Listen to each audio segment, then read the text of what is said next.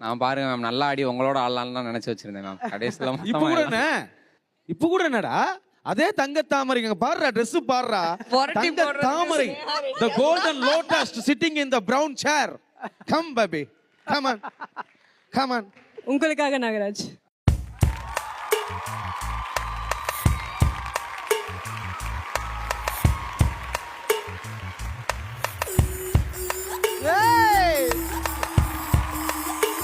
வாரே வா